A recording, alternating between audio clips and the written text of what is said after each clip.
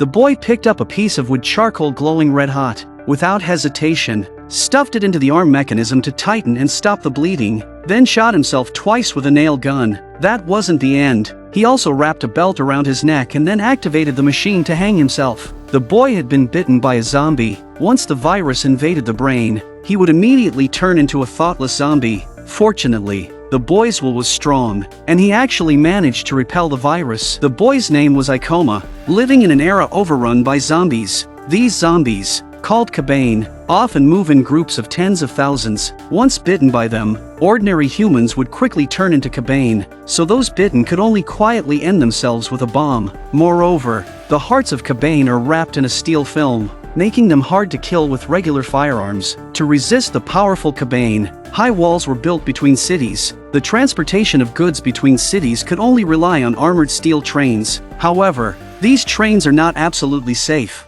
A slight mistake could lead to Kabane breaking in. Thus, upon arriving at a city, everyone on the train must strip for a thorough inspection, not missing any details, followed by a comprehensive cleaning of the train. At this time, a little girl ran down alone. The samurai insisted that even the little girl must be inspected, but the Lord came out to smooth things over, stating she was his honored guest and didn't need the usual inspections, even apologizing to the girl with a bow. People around started to whisper, wondering whose daughter she was, when a man, naked, ran out of the train, shouting that he hadn't been bitten, but his panicked appearance and wounds made no one believe his words, leading the samurai to open fire on him. They surrounded him, intending to kill him, but at this moment, Ikoma stepped forward to stop them. Because Ikoma found no bite marks on the man, he thought the samurai had made a mistake, but a steam worker like Ikoma had no place to speak up. The leader immediately knocked Ikoma aside and beat him mercilessly. During the beating, the Kabane flesh Ikoma had collected for research fell to the ground,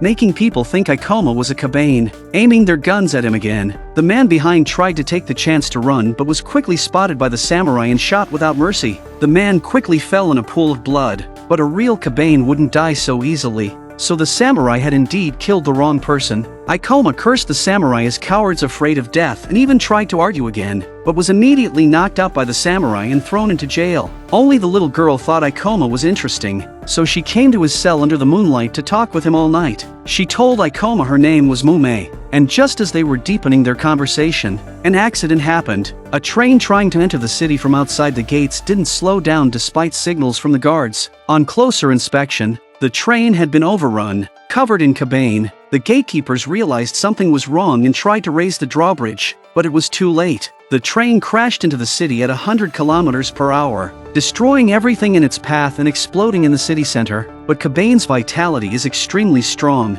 They entered the city unharmed, as the invading Kabane attacked in large numbers. Ordinary people had no power to fight back. The samurai's air guns were still ineffective, and alarms went off everywhere. Ikoma, watching people flee, pried open the lock and ran towards his laboratory. On the other hand, the Lord planned to abandon most people, but he required a strict physical examination of the civilians, ensuring they weren't infected before they could board the train. Ikoma, on the other hand, took out a small knife and cut his wrist, knowing that blood could attract Kabane's attention. Soon enough, a Kabane took the bait and headed towards Ikoma's lab. Ikoma waited at the door with his specially made air gun, ready for battle, but this Kabane was surprisingly smart, attacking from above, entangling with him, finally, aiming the gun at the Kabane's heart. Ikoma indeed killed the Kabane with a single shot. He couldn't stop cheering because humanity finally had a weapon to fight the Kabane. Suddenly, he felt a sharp pain in his arm. He had been bitten but managed to suppress the virus. On the other side,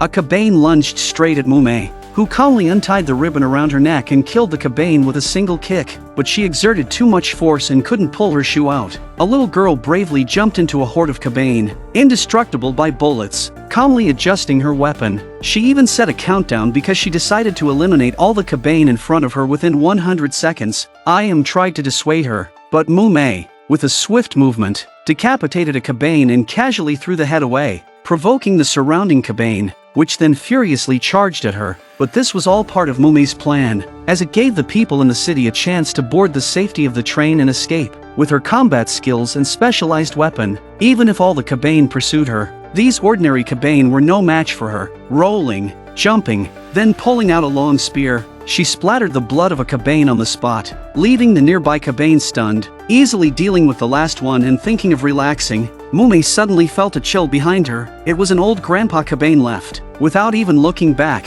she dodged the attack. Then with a backflip, pulled on a preset rope, the Kabane slipped and hit a steel pipe. Then Mume finished it off with 2 shots. Unfortunately, it took 10 seconds more than planned, but luckily, the people in the city had gradually boarded the train. Ikoma wanted to board but was required to undergo a full body inspection, yet he had just been bitten by a Kabane. He definitely couldn't pass the inspection, but right then, the Kabane attacked again. Ikoma immediately grabbed his custom air gun, planning to prove himself and thus board the train smoothly. Suddenly, a figure appeared, followed by a swiftly thrown spear, and all the Kabane in front fell. It turned out Mume had arrived. She even double-checked the Kabane weren't dead by stabbing them twice more, but this troubled Ikoma, as this was supposed to be his chance. Mume sniffed around Ikoma, stating he seemed like a different person, or rather, no longer human. Ayam and Kurusu arrived, but Kurusu immediately aimed a gun at Ikoma, convinced he was a Kabane, because no ordinary person could survive such circumstances and escape from jail alive. Mume vouched for him, barely allowing Ikoma on the train. Mume squatted in a corner upon boarding, giving a few instructions before falling asleep.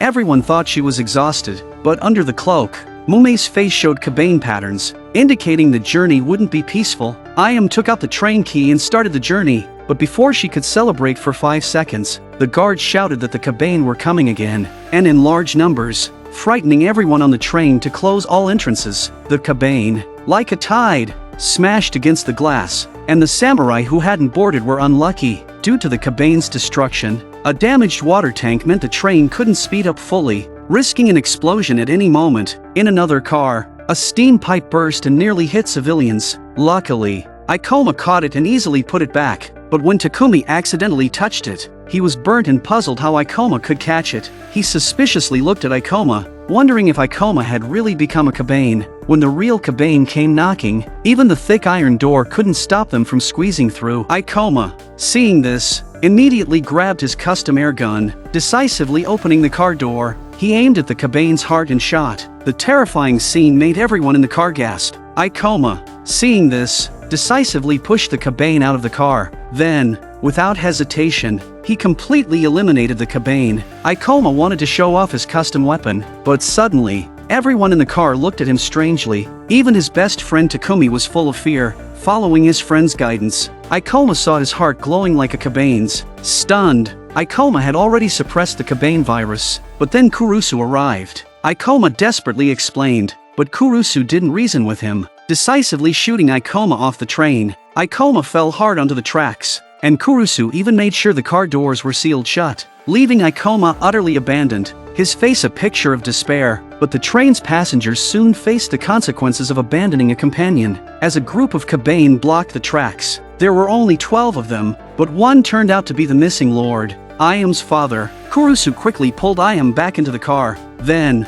with a heavy heart, ordered the Kabane in front, including Ayam's father, to be crushed. However, this action laid the groundwork for future trouble. As the train approached a drawbridge station, the switch was jammed by something. A close-up revealed it was Ayam's father's body blocking the machinery. In such a case, someone had to risk going out to manually operate the switch. But just then, the train shook violently as hordes of Kabane attacked again. Surrounding the train, their attack method was utterly mad, with Kabane smashing the train's cooling water tank. This was a serious problem. Without starting the train, the boiler could overheat and explode. Kurusu, as a samurai, was ready to sacrifice himself to operate the manual lever, but then, the lookout was shocked to see a Kabane fighting other Kabane. It was Ikoma, fighting desperately for those who had abandoned him. Ayam, still possessing a conscience, wanted Kurusu and the samurais to help Ikoma, but opening the door would let the Kabane flood in like a tide. So Ikoma had to fight alone, and Ikoma had his own ideas.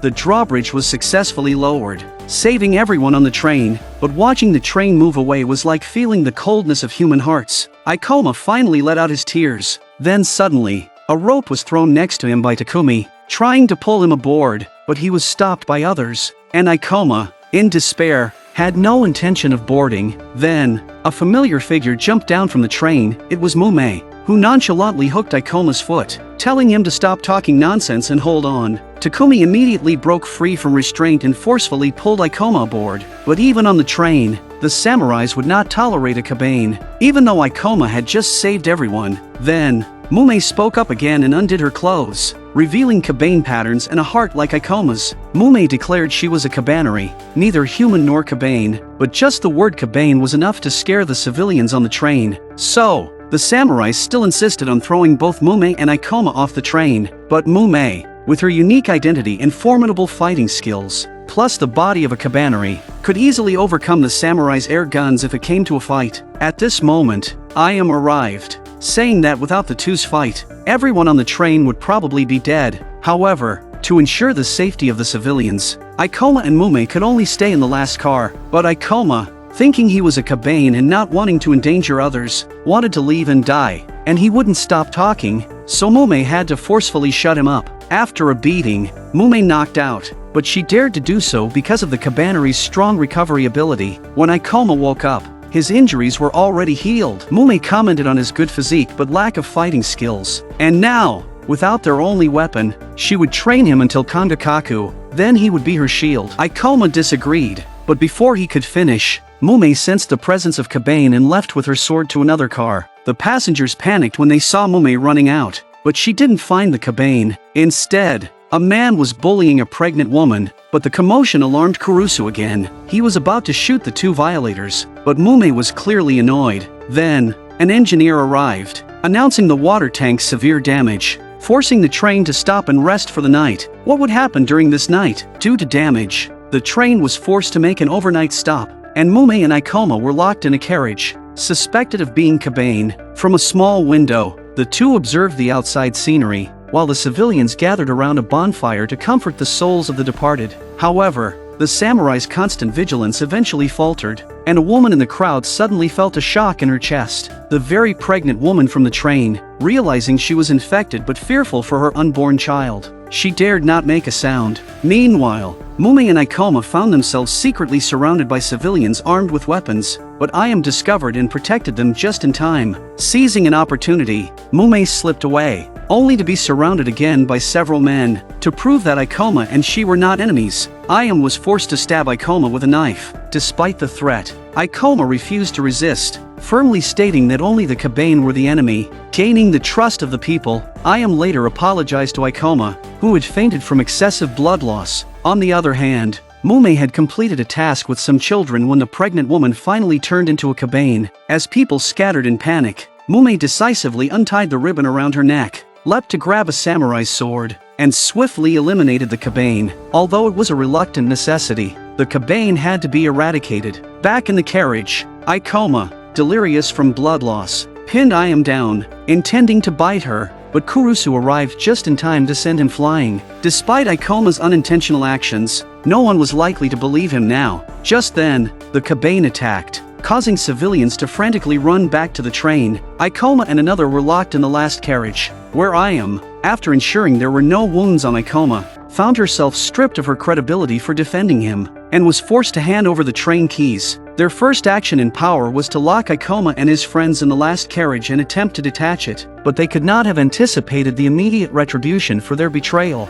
This time, the Kabane, acting smarter in groups, waited for the moment the train's passengers relaxed their guard while passing through a tunnel. Hundreds of Kabane jumped down like rain, while some Kabane died from the fall. The remaining number was terrifyingly large. One Kabane with tied hair leaped behind a man, instantly killing the gatekeeper with a single strike. Another man, experiencing his first close encounter with a Kabane, screamed in terror. The Kabane also screamed, swiftly killing the man. Afterwards, this Kabane quickly entered the carriage, causing the civilians to scatter. The man, having just seized power and about to detach Mume's carriage, attempted resistance. However, this Kabane, distinct in appearance and wielding two exceptional swords, eliminated the treacherous man with a single stroke. He spared no one else in the carriage, killing them as easily as slaughtering chickens. After observing a few moves, Mume confirmed that this Kabane was the legendary Wazatori. This Kabane had survived hundreds of battles, learning astonishing combat skills,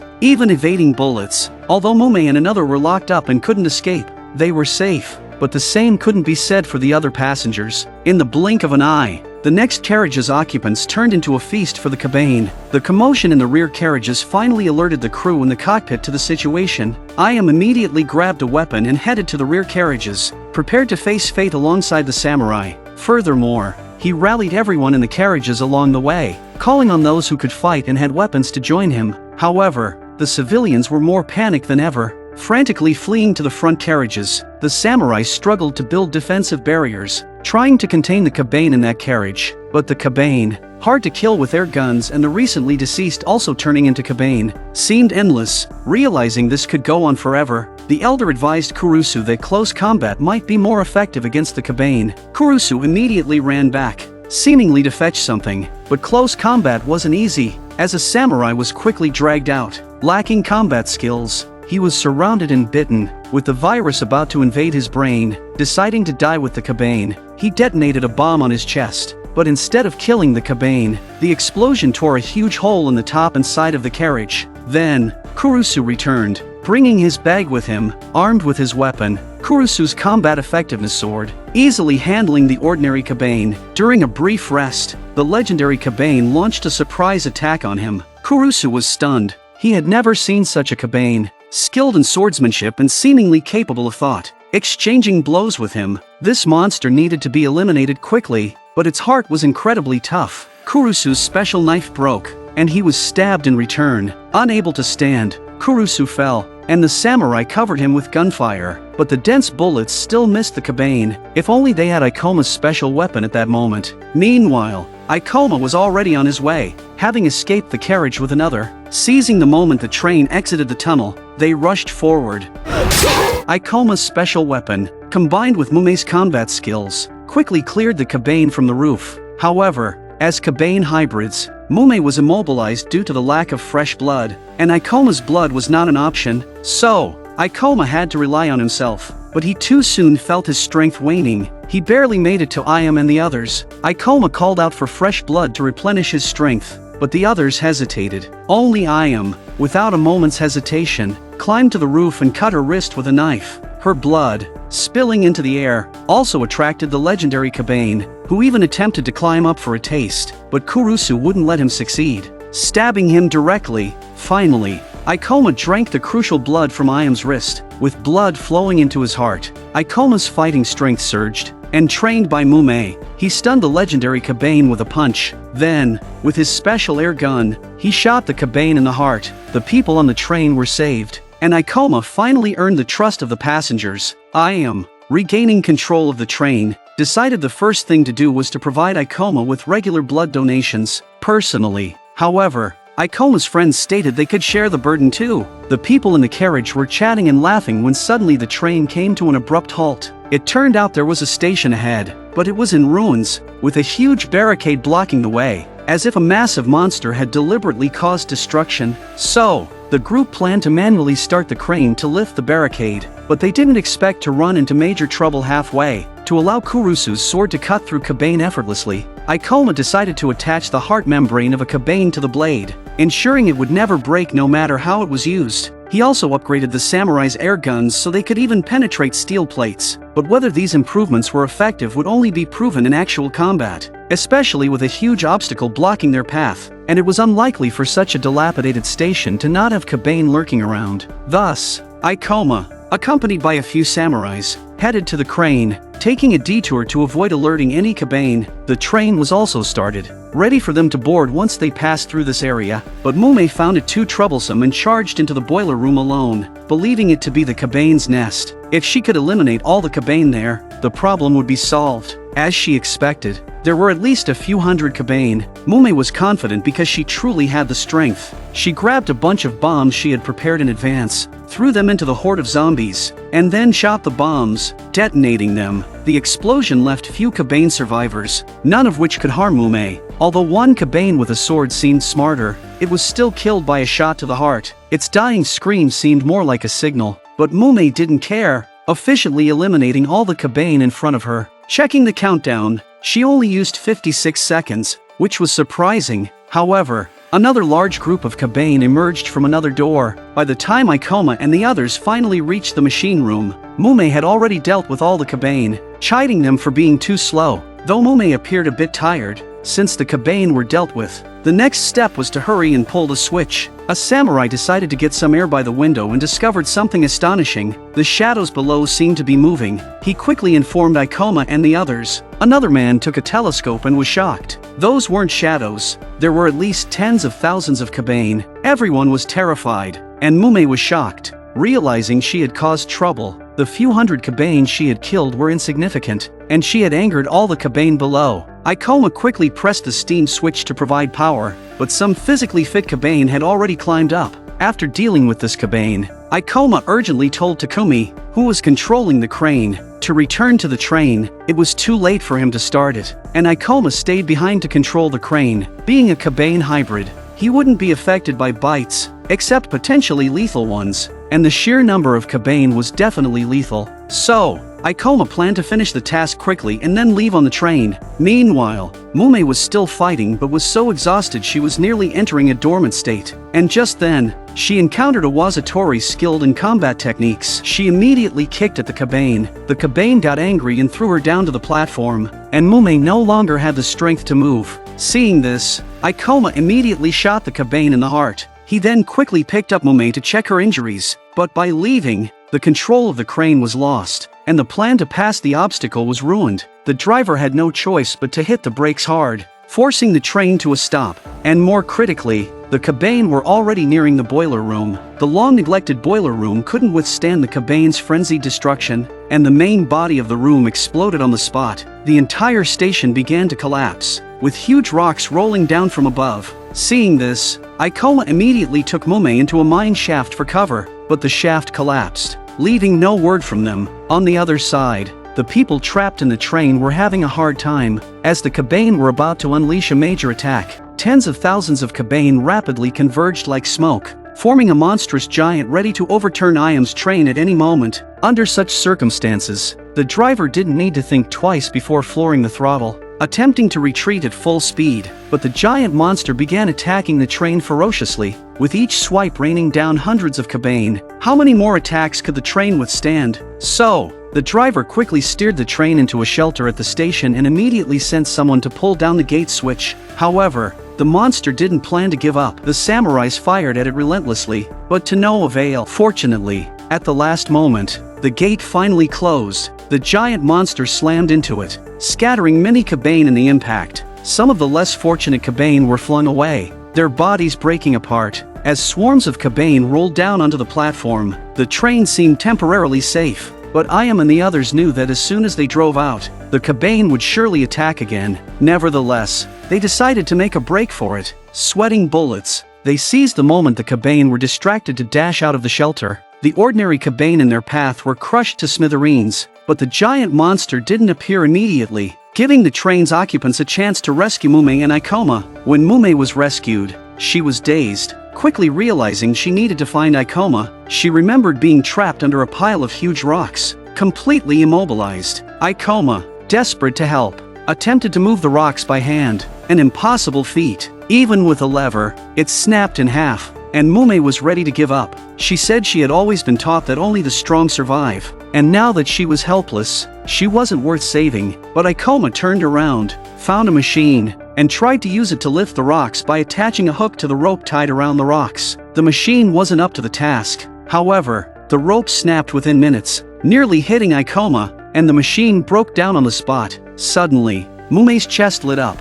As Kabane hybrids, lacking fresh blood for too long, she was on the verge of turning into a real Kabane. Ikoma quickly stuffed food into her mouth, which was actually a reserve of fresh blood he had prepared. Never expecting it would actually be needed, he told Mume to calm down, saying she was just hungry. But then, Ikoma noticed a large group of Kabane approaching them from within the mine.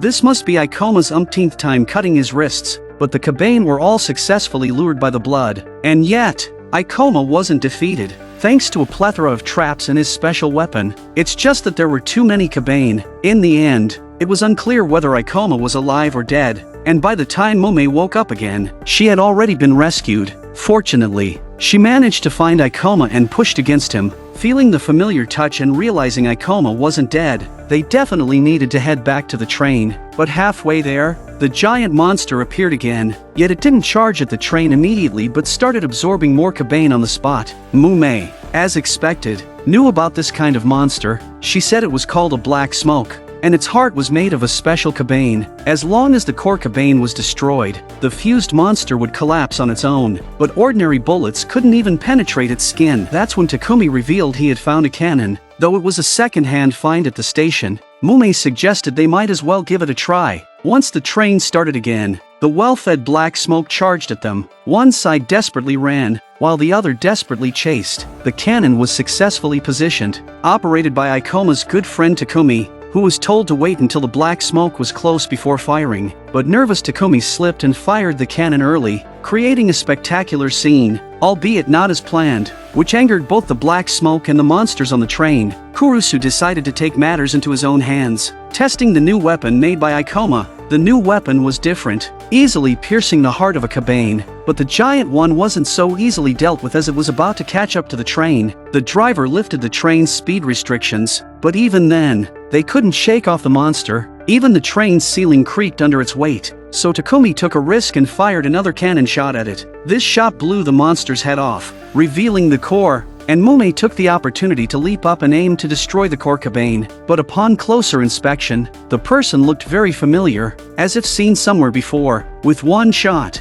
the monster exploded on the spot, and Mume was blown away. But luckily, Ikoma caught her in time. Then, because the train was moving too slowly, it nearly tipped over. Ayam immediately rallied everyone to push in the opposite direction, and they actually managed to right the train. A man shot through a thick steel plate, and a half-meter thick plate was pierced directly. Such a powerful weapon was given directly to the Lord by Ayam, who immediately lit up as if he had found a treasure, because this city was actually a rare place of refuge in chaotic times. But their weapons couldn't pierce the Kabane's iron hearts. But with the gun made by Ikoma, it was different, so Ayam even gave the design to the Lord. They welcomed the Iron Fortress train into the city, truly a place where people could live and work in peace amidst the chaos, providing a sense of stability. The people of the Iron Fortress were overjoyed, with more food than they could eat and even hot baths to enjoy. Later that night, Mume found Ikoma and confided her feelings to him. Since her brother taught Mume that only power mattered and names were unimportant, she had been named Mume by her brother after their mother's death. Mume had followed her brother in battle day and night, 穂積 私の名前 so she couldn't write her own name. Ikoma slowly wrote down Mume's name based on its pronunciation. お母さんがお前がたらふくお米を食べられますようにってつけてくれたんだろうな At the time of making a wish, Ikoma boldly declared he would eliminate all Kabane, reclaim all lost lands, and then turn Mume back into a human, so she wouldn't have to live as a Kabane, relying on drinking blood to survive. When it was Kurusu's turn to make a wish, he chickened out, and no matter how much I impressed, he wouldn't say. Kurusu's face turned as red as an apple, probably wishing to marry Ayam. Takumi's wish was even more direct. He wanted to marry 3 wives. Everyone was in high spirits, seemingly forgetting they were in the midst of chaos. So the next day, their dreams were shattered when another steel train entered the city. This train could bypass checks directly and was warmly welcomed by the people along the way, who called them the Hunters, because according to rumors, wherever they went, not a single Kabane was left alive. The leader is named Biba, and Mume ran up to him calling him brother. Biba is indeed Mume's brother, which is why the people of the Iron Fortress have always followed Mume's instructions. But Ikoma's intuition tells him that this man is very dangerous, as he is the one who taught Mume to stop at nothing for power, and even transformed Mume into a Kabane. So, Ikoma directly confronts Biba, who then sends Mume away to check her body, while he talks privately with Shuju and the others. But along the way, if there's damage to the train, he personally sets aside his leader's dignity to repair it, displaying the demeanor of a great leader. 強い者が生き残り、弱い者が死ぬ。 However, Biba's ambition starts to show through his conversations, and his subordinates are restless, attempting to confiscate Kurusu's samurai sword. After being refused, they directly stab at Ayam, but the subordinate feigns innocence, claiming he was just stabbing at a spider, clearly provoking them, making peaceful coexistence impossible, because by this time, Vast numbers of Kabane are climbing the city walls, surprising the warriors. The city has never been attacked by so many Kabane at once. It turns out someone deliberately released people smeared with blood as bait. In such a situation, the hunters can take the opportunity to display their strength. Since the distance is too close for the Iron Fortress to use its cannon, only Ikoma, who is not afraid of being bitten, can go into battle himself. The warriors defending the city are struggling, and just then, the drawbridge is intentionally lowered, and Biba's train leaves the city without looking back. The carriage doors slowly open to reveal the leading mortar team, and upon Biba's command, incendiary bombs fall like raindrops. The Kabane hit by the bombs are either blown to ashes or burned to slag, and they even have a cavalry troop, all well-equipped and trained, and if anyone is bitten, they immediately commit suicide without hesitation. Under such intense attack, the Kabane become mere targets, making the ordinary warriors on the city gates look pale in comparison. The Kabane are eliminated en masse by the hunters, and Ikoma is also fighting, but his every move is being watched by one of Biba's scientists, because aside from the Kabane, transformed by the scientist like Mume, he had never seen anyone like Ikoma who resisted the virus with his consciousness. Then, a small fusion monster appears, immune to ordinary bullets, so Mume and another named Hirobai, also a Kabane, decide to take it down themselves, displaying astonishing synergy.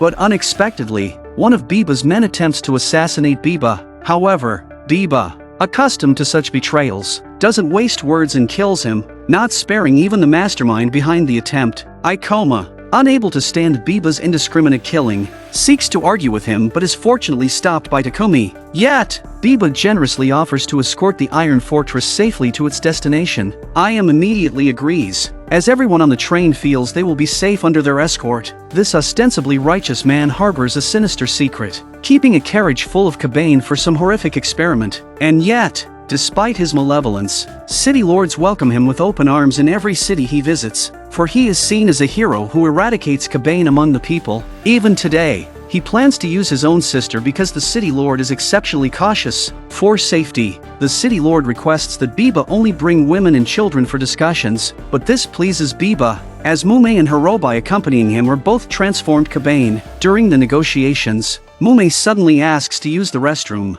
and the city lord, seeing Mume as a harmless little girl, happily agrees, but just to be safe, he sends a few guards with her, who Mume quickly knocks down. As Mume runs towards the city gate, Ikoma, passing by, witnesses the scene. Mume jumps from the city wall, easily knocks out the guards, then pulls the drawbridge lever and signals her companions outside the city gate that they can enter. But instead of Biba's train, countless Kabane arrive. Looking closer, Biba's men are seen leading the Kabane with blood. Although the brothers' order was merely to let the train into the city, Mume realizes she has caused a disaster. Ikoma tries to raise the drawbridge but is stopped by a man who cuts the rope. As the man passes the city gate, he deliberately splatters the guards with blood, attracting the frenzied Kabane in an instant. Kabane flood into the city in droves, and the once peaceful city sounds the alarm. The city lord, in the midst of negotiations, is taken aback by the Kabane attack, and while the guards are distracted, Biba eliminates a guard with a gun in one stroke. Another man attempts to resist with a knife but is quickly killed by Hirobai. Biba is about to turn on the city lord, who accuses Biba of deceiving him. Biba retorts that it was your master who abandoned me first, then eliminates him with a single stroke. Iam, along with the keys to the Iron Fortress train, is taken captive by Biba. The city descends into chaos. Screams fill the air, and a bloody carnage ensues. Without the keys, the Iron Fortress cannot move. So Ikoma and his team join the warriors in resisting the Kabane. Kurusu sets out to find Iam but witnesses her being taken onto the train by Biba's subordinates. Meanwhile, Mume realizes her action of opening the gates has led to the deaths of many innocents and seeks to confront her brother. On her way, Mume saves a mother and daughter from a Kabane attack, but the little girl is bitten, leading the mother to detonate a bomb in agony. Witnessing this, Mume is left stunned, unable to do anything as the city falls into ruin. Biba's train, however, stopped inside the city. People, thinking no help is coming, desperately try to climb the ladders, but Biba's men shoot the ladders, causing those on them to fall and spill blood on the spot. Following a command, the warriors open fire on the people below, showing no mercy to their fellow survivors. Biba successfully extracts black blood plasma and calls Hirobai over. then injects it into her heart. The process appears painful, and seconds later, Hirobai's Kabane virus activates, turning her into a giant fusion monster inside the city. Ikoma and the others recognize it as the black smoke monster seen earlier. Unbeknownst to them, this monster is artificially created, and Hirobai begins to wreak havoc. The warriors even use cannons against her. Retaining a sliver of consciousness, Hirobai, at Mumei's request, crashes into the city tower with devastating force. Mumei, arriving beside Biba, recognizes the black smoke as Hirobai and confronts Biba. Biba claims it's their fate. As the black smoke begins to disintegrate, the scientist notes the experiment failed and that even white blood plasma injection can't save Hirobai now. Kurusu arrives intending to forcefully rescue Ayam, but the scientist pulls out a Gatling gun and opens fire. In a critical moment, Ayam grabs the plasma to threaten the scientist,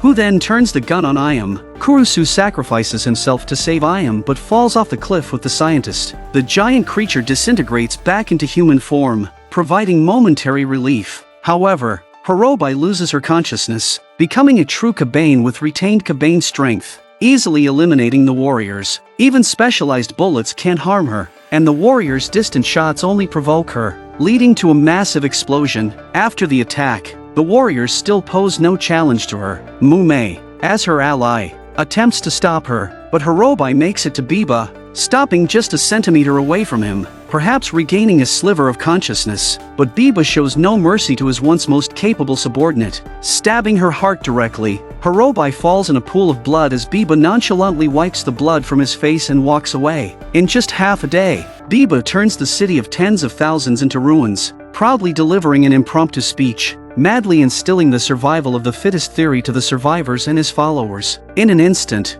the people of the Iron Fortress are captured by Biba, with Ikoma, as a Kabane, confined alone in a cage under strict supervision. The civilians are to have their blood drawn regularly to feed the Kabane kept by Biba, as these Kabane were key to Biba's conquest of Kangakaku and the murder of his father, who abandoned him 10 years ago. Ayam's noble status proves to be very important, allowing her some privileges, including the opportunity to have tea with Biba. Contrastingly, the situation in the rear carriages remains chaotic, and surprisingly, a crew member betrays Biba but secretly provides Ikoma with blood as food. Meanwhile, a man in the carriage pleads to have 2, 3, or even 4 portions of his blood drawn if it could spare his wife. The masked man feigns agreement, extending his hand as if to shake hands, only to sever the man's arm in the next second, claiming it's enough for 10 people's worth of blood. This act of cruelty is so extreme that even the masked man's comrades are disturbed. Mumei, witnessing the man's injury, is shocked and seeks to confront her brother for answers. Biba superficially claims that he will cease harming the people of the Iron Fortress as long as they no longer resist him.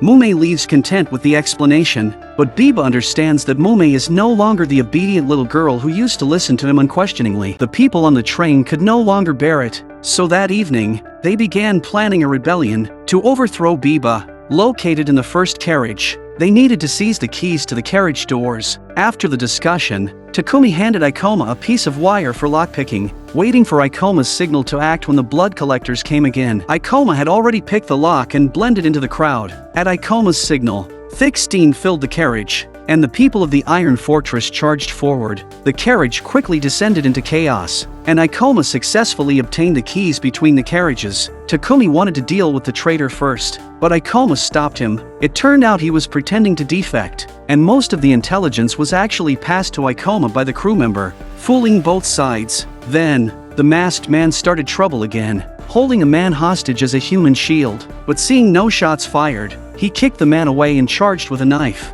Luckily, Ikoma blocked him. Despite being an ordinary human, this man could fight on par with a Kabane. Ikoma then slammed him against the wall with a move. The man, realizing he was outmatched, picked up a gun. Takumi unexpectedly smashed his head in from behind with a metal rod. Afterwards, Ikoma broke open a box and finally retrieved his special weapon. With the keys in hand, they continued to advance to the front carriages. However, the disparity in weaponry was too great, and only Ikoma and Takumi managed to reach Biba's door, but the key wouldn't open the door. Biba, informed of the rebellion, planned to send Mumei to suppress it. Of course, Mumei wouldn't agree, but she had no choice. Biba called 2 subordinates to restrain Mumei. Seeing the black blood plasma in their hands, Mumei realized they intended to turn her into a monster. She broke free and fled without looking back, as ordinary warriors couldn't stop a Kabane. A sneak attacker knocked her down from behind, and her heart glowed, indicating extreme weakness. Biba emerged, ordering his men to quickly administer the drug to Mume,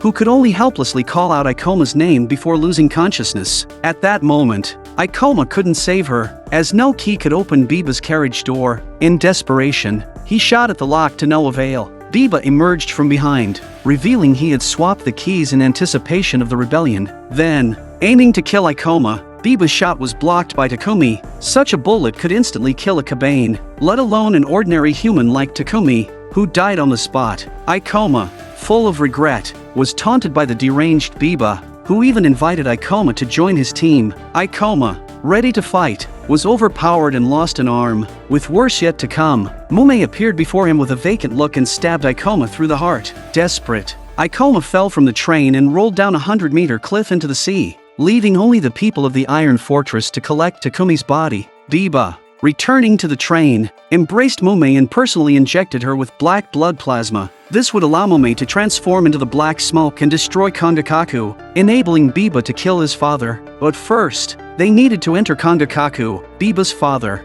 the Lord of Kangakaku, knew of the betrayal and wouldn't allow entry. Thus, Biba threatened the lives of the Iron Fortress people, demanding Ayam, a noble, to play along in a scheme. He will pretend to be captured by Ayam, making her the hero who caught him, allowing them to successfully enter the city. Sure enough, they managed to come before the Lord, but he is extremely cautious because he knows his son would not be easily captured. Biba then hypocritically offers a knife to the Lord, claiming it was the only gift he received from him as a child, suggesting if he wants to kill him, to use that knife. The moment the Lord grasps the knife, Biba's goal is achieved. The Lord's hand is pierced by something, precisely the Kabane virus Biba had prepared in advance. Biba takes this opportunity to stir up the crowd, asserting that Kabane are best at hiding among people. The virus spreads quickly, and the Lord transforms into a Kabane in front of everyone. Encouraged by Biba, a warrior does not hesitate to shoot the Lord. Seeing his father not dead yet,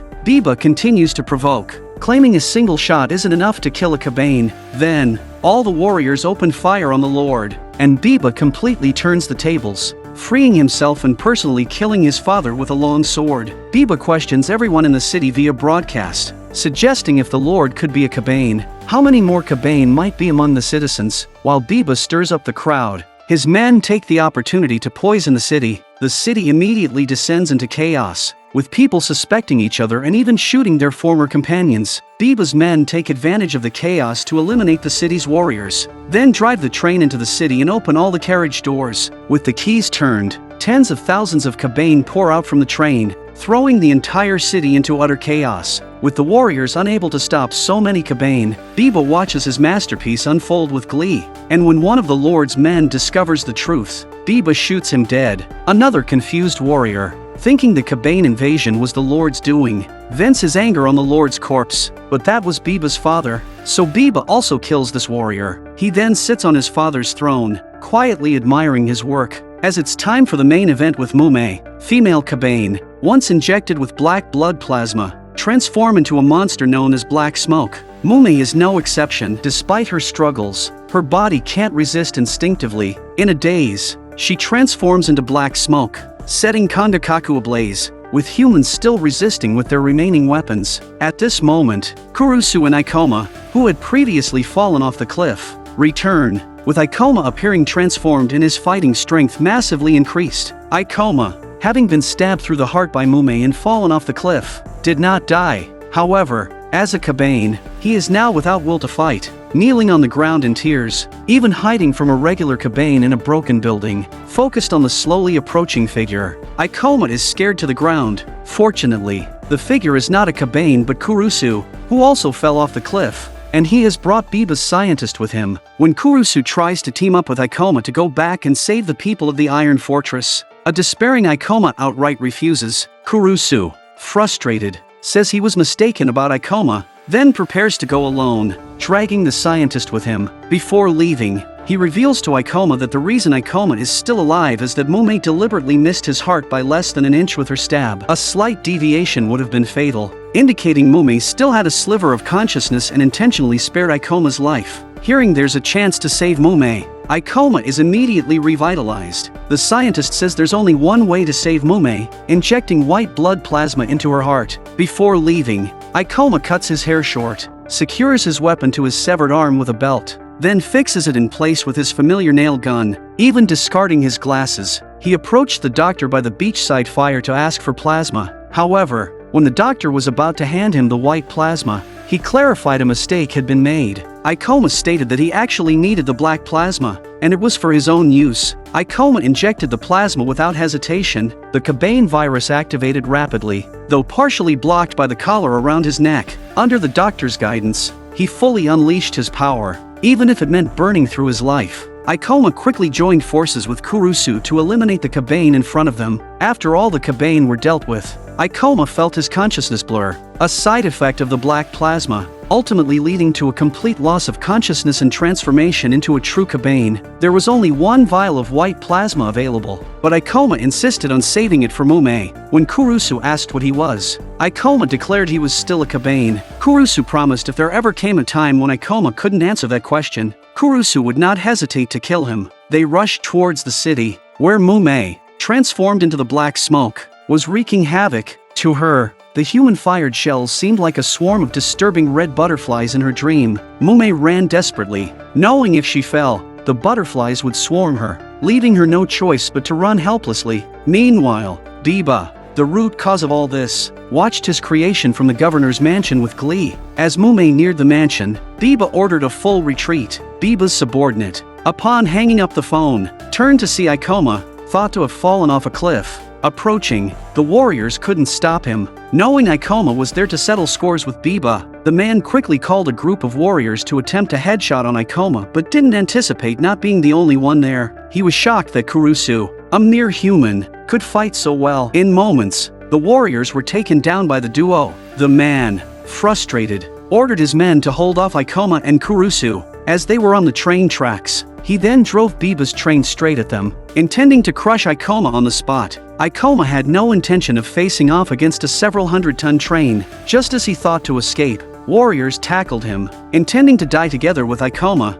As the train neared, Ikoma finally broke free, but it was too late to run. He lifted his hand, and the train exploded into the sky, surprising him with his own strength. The train exploded, but activating this skill blurred Ikoma's consciousness even more. The man emerged from the smoke, gasping for air and intending to kill Ikoma, only to fall by Ikoma's weapon. Biba watched everything, so he arranged for his men to retreat and faced Ikoma himself. Several shells were fired at Mume, with the explosion's aftermath breaking the railway tracks with giant boulders. After the attack, Ikoma was unharmed, but Kurusu was cut off on the other side. As a large group of Kabaneri approached, Kurusu declared he would handle them. Ikoma, desperate to reach Mume, who seemed to sense something, saw a unique blue butterfly amidst the mist. Recognizing it as Ikoma, she reached out to touch it but was overwhelmed by the red butterflies. At that moment, her chaotic thoughts caused the black smoke, centered around her, to collapse. Luckily, Ikoma had arrived, ready to inject the white blood cells, but Biba emerged to block him. The two clashed, but surprisingly, even as a Kabaneri,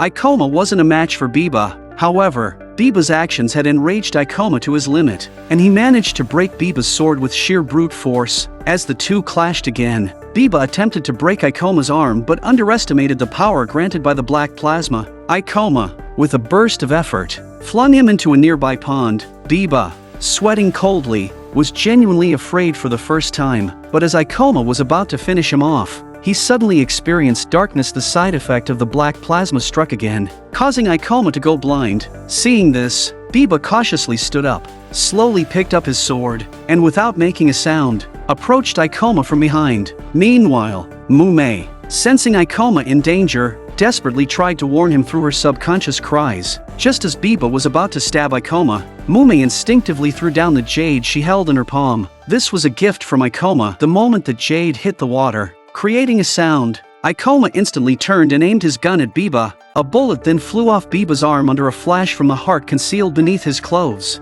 revealing he had also transformed himself into a Kabaneri. As Biba fell, Ikoma finally made his way to Mume, injecting the only white plasma from behind. which, with the disintegration of the black smoke, thoroughly saved Mume. Upon waking again, Mume found not Ikoma's warm hand but a crystal-clear gemstone in her palm. Ikoma was already half-stepping through death's door, but at that moment, Biba emerged once more, firing a shot at Ikoma. Incredibly, he was not dead yet. Mume urgently pleaded with her brother to spare Ikoma, but Biba was determined. When Biba was about to kill Ikoma, Mume appeared in time to save him.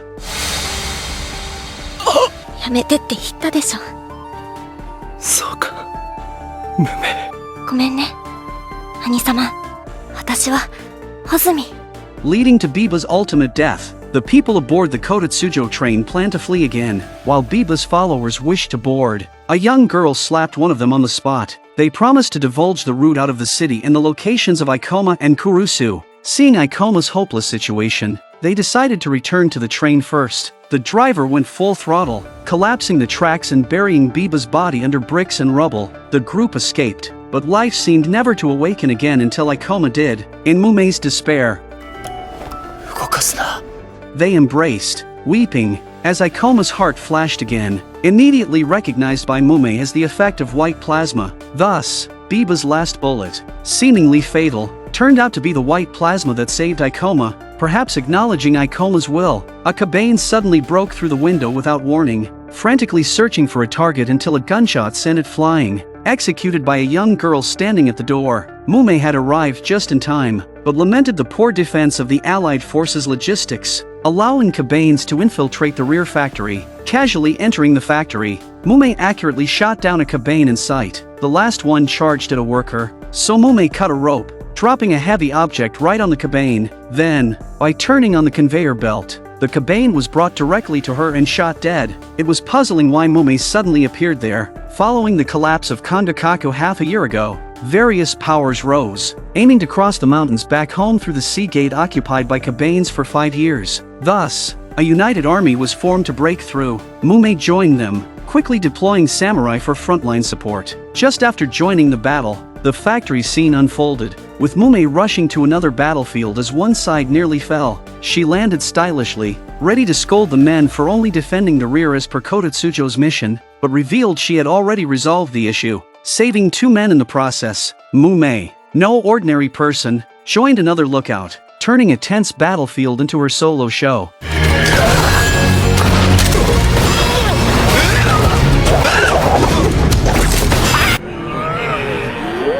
Her actions infuriated the Kabanes below, and just as Mume felt a sudden dizziness, the Kabanes climbed up, launching a frenzied attack on a samurai. As if forming something, Mume stepped back, caught by a Kabane's ankle, when a familiar voice arrived. A boy quickly appeared, shooting the Kabane and safely catching Mume, affectionately embracing her. Ikoma, having joined the fight after half a year, found the Kabanes had formed a ball. Without hesitation, he shot at the fusion monster, trying to pull a man out. After the man was saved, Ikoma threw several bombs inside. It was then Mume's turn to perform. Though bitten during evacuation, she aimed her gun at the bombs. As Mume fired, the fusion monster exploded, blasting the Kabane sky high. Ikoma quickly shielded Mume from the explosion's aftermath with his cloak, causing her to blush. After the battle, Ikoma realized not only he was affected, but Mume seemed to be under the influence of something as well. So, he immediately began investigating along the Kabane's tracks, when 2 men called out to him, teasing him about his identity as a Kabane Kabaneri. Ikoma merely frowned slightly, accustomed to such remarks, and continued to follow the tracks to the vicinity of the Kotetsujo. He discovered something peculiar. The Kabane's tracks all followed a single line, and even the defeated fusion monster seemed to be cooperating in killings under some command. There was definitely something amiss, and Ikoma, while discussing with his companions, took out his notebook on Kabane research for analysis. However, that uncomfortable feeling returned, prompting him to report immediately to the Allied forces leaders at a meeting. Meanwhile, Mume was carefully preparing a gift for Ikoma, feeling shy even when her friends teased her, as it was her first time expressing her feelings to Ikoma. Ikoma had discovered the origin of the Kabanes here, pinpointing their source to the 6th district, so he hurriedly planned to report this. Just as he left, Mume was waiting at the door, wanting to give him something, but Ikoma suddenly felt a headache and impatiently reached out his hand. Ayam appeared on her way to the battle meeting, thus delaying Mume's confession plan. At the battle meeting, the the general stated that Kotetsujo's Ikoma only needed to defend the rear, while the main forces of the allied army would destroy the Kabane's nest with the Narumi cannon. Ikoma immediately expressed strong opposition, citing evidence from his investigation that suggested someone or something was commanding the Kabanes. He insisted on investigating before any action was taken. The generals didn't believe him, suspecting if anyone could control the Kabanes, it would be Ikoma. Faced with the general's skepticism, Ikoma became unusually irritable. Everyone was startled by his outbursts, starting to gossip about his Kabaneri identity, with one man even suggesting the Kabanes were attracted by Ikoma. Then, Ikoma suddenly collapsed in discomfort, strongly sensing something strange in the 6th district. Ayam apologized to the general to take Ikoma away from the meeting, not understanding why she apologized. When Mume found him again, Ikoma was hastily preparing his gear, intending to investigate alone.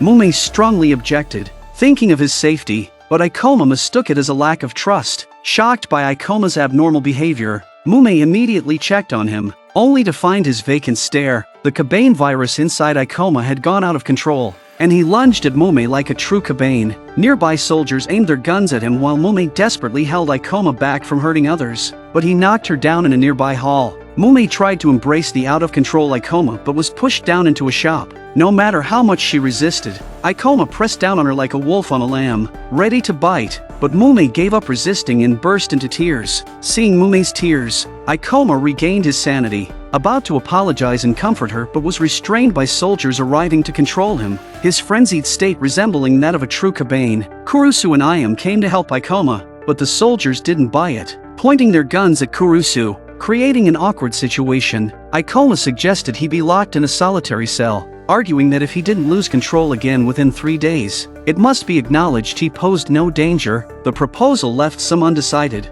but the general agreed and escorted him to the cell. Mume, finally leaving the shop, heard from Ikoma that the battle plan would start in 3 days, and he would definitely return before then. Mume, without a word, went back to the train and curled up in a corner, while the people of Kotetsujo had to continue their meeting, temporarily ignoring him. Suddenly, through the map, they discovered an overlooked underground mine in the 6th district leading directly to the Kabane's nest, aligning perfectly with Ikoma's prediction, proving him wronged. Ayam immediately decided to send people to investigate, and Mume, wanting to get some air, joined the mission, but upon their arrival, they were surprised to find the tunnel blocked, questioning how Kabanes could have slipped through. Lifting the deliberately placed turf nearby, they discovered a hidden passage covered with a metallic film similar to the heart of a Kabane. Wondering how the simple-minded Kabanes could execute such complex engineering, they were puzzled when the main forces of the operation suddenly approached from their direction. The battle plan had unexpectedly started 3 days earlier than planned,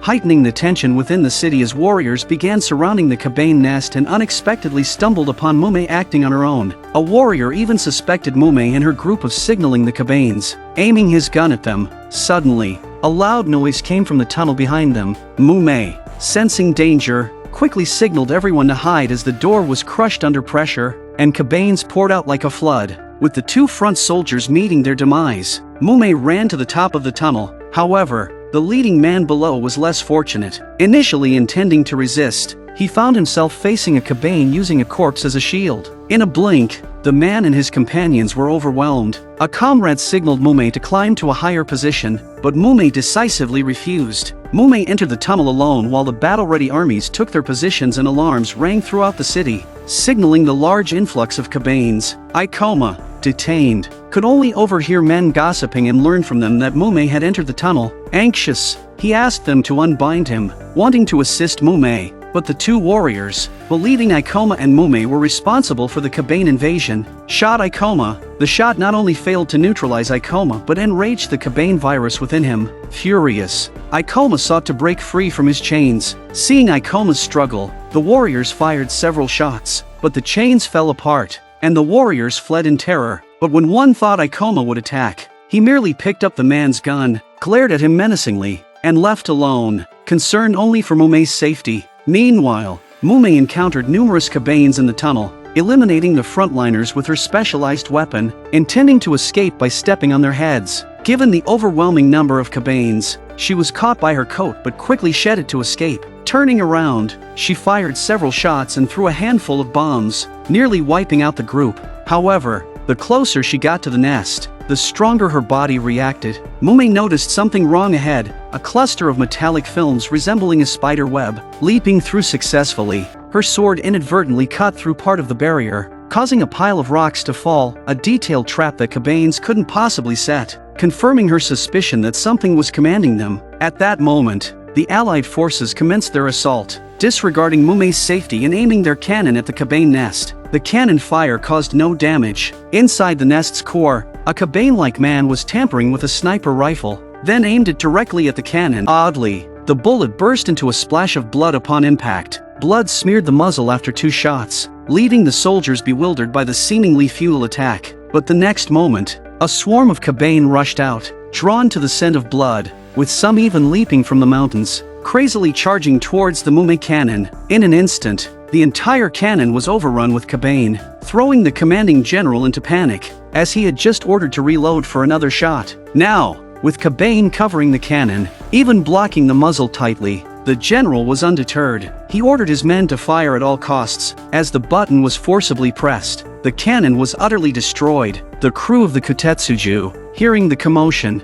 looked out to see the cannon reduced to scrap metal. And more horrifying, the command car of the general's train was swarmed with Kabane. The door guards couldn't hold them back, quickly leaving only the general and his aide-de-camp alive. Not wanting to die this way, the general, in desperation, started the train, trying to shake off the Kabane. Looking down, he saw a Kabane biting at his leg, followed by more encircling him. On the other hand, the aide-de-camp didn't even have a chance to turn into a Kabane, as the general was sacrificed. The train lost control, veering down the mountain and crashing heavily on the ground, then exploding like fireworks. The blaze was visible to civilians in the city, and the man with the sniper rifle appeared to be the leader of the Kabane. It seems that to leave Haikyuu, he must be taken down, with the general sacrificed. It's up to Mume and Ikoma to eliminate him. Luckily, Mume was quickly advancing into the nest. At first, all went smoothly, but without Ikoma by her side, she felt lonely. A moment's distraction led her to accidentally step into a trap,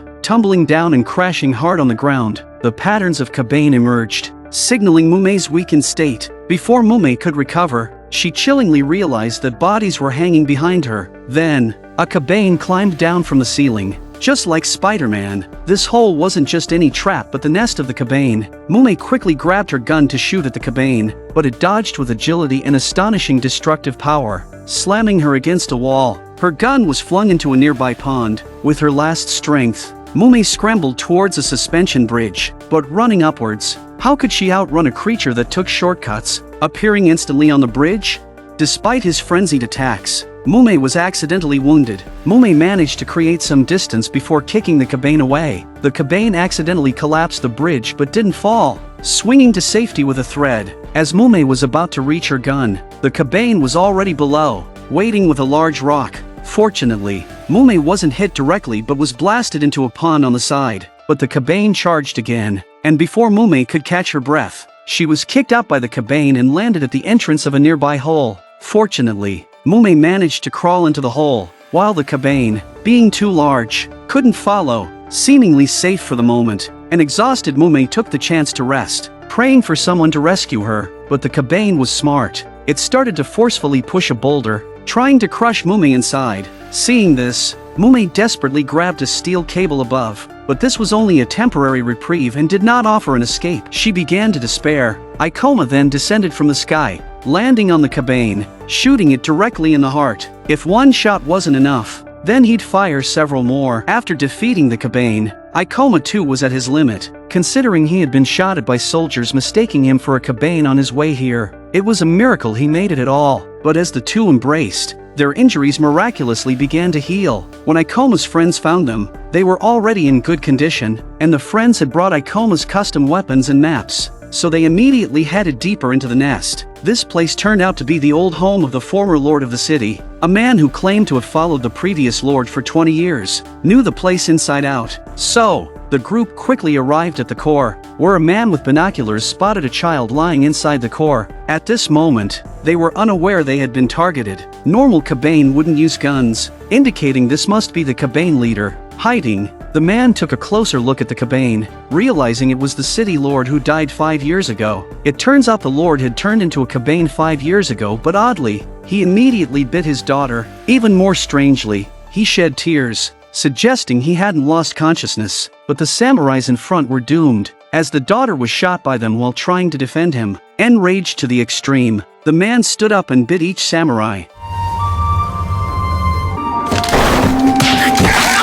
The samurais couldn't harm him due to his top-tier armor, impervious to bullets, but now, he no longer cared for the city, and ironically, the Kabane virus didn't turn him into a true Kabane but granted him the ability to control Kabane. Haikyuu fell in an instant, with only a man named Kirara witnessing everything that year, until now. 5 years later, Kirara, along with Ikoma, returned to the Lord's mansion, now the core of the Kabane nest. Kirara, the sole survivor from back then, instantly recognized the girl lying in the core as the Lord's daughter, who was supposed to be dead. Kirara then realized the Lord's strange actions were intentional, injecting his daughter with the Kabane virus, so his deceased daughter could continue to live as a Kabane. But the problem was, with the daughter lying in the core, it meant the entire Kabane nest was actually a giant Kabane fusion beast, with the Lord's daughter serving as its heart. Much like Mume once did, such a massive fusion beast was unprecedented, and if awakened, Haikyuu would be destroyed,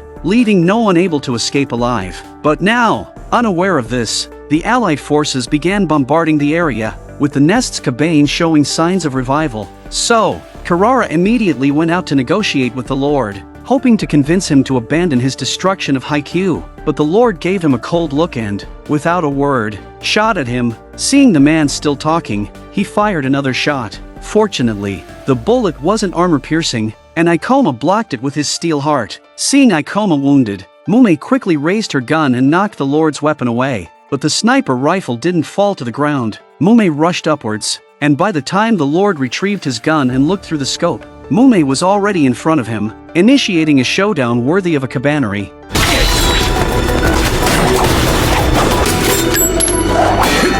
During the fight, Mume's bullets inadvertently startled the Lord's daughter, flooding Mume's mind with their memories. Mume was momentarily stunned, but the Lord didn't give her a chance, immediately sending her flying. Ikoma, seeing Mume in danger and hindered by his injuries and poor climbing skills, couldn't reach her in time. At the critical moment, Kirara unexpectedly stood before the Lord. He tried to persuade the Lord, but was told he wasn't worthy. It turns out, had Kirara defended the Lord years ago, acknowledging he hadn't turned into a Kabane, the subsequent tragedies could have been avoided. With Kirara's fall,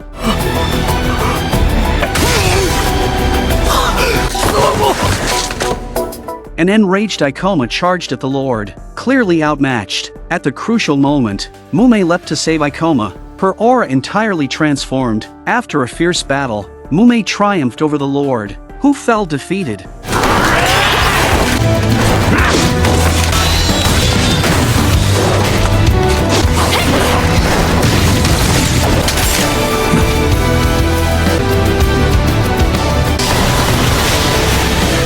Exhausted, Mume collapsed, but they hadn't anticipated the Lord, as a Kabaneri, wouldn't die so easily. With his last breath, he gestured to his daughter, whose core began to go berserk at the sight, signaling the Allied forces' operation had completely failed. The violent tremors were felt even throughout Haikyuu. The entire mountain began to collapse, but fortunately, Ikoma and the others managed to escape. Looking back, they saw a colossal figure of smoke perfectly formed, a behemoth that threatened the city's survival. They hurried towards the Kutetsuju. Thankfully Ayam and the others were waiting for them at the mountain's base. As Ikoma boarded the train, two Kabane attempted to attack, but Kurusu swiftly came to his aid. Once Ikoma was aboard, the train started to retreat at full speed. Chasing the Kutetsuju, the fusion beast quickly caught up, its tentacles ensnaring the train, nearly flipping it over upon latching on. The beast even climbed onto the roof, nearly crushing the train. An immediate solution was needed. The driver decided to accelerate the train to full speed, aiming to crash the monster into an upcoming tunnel,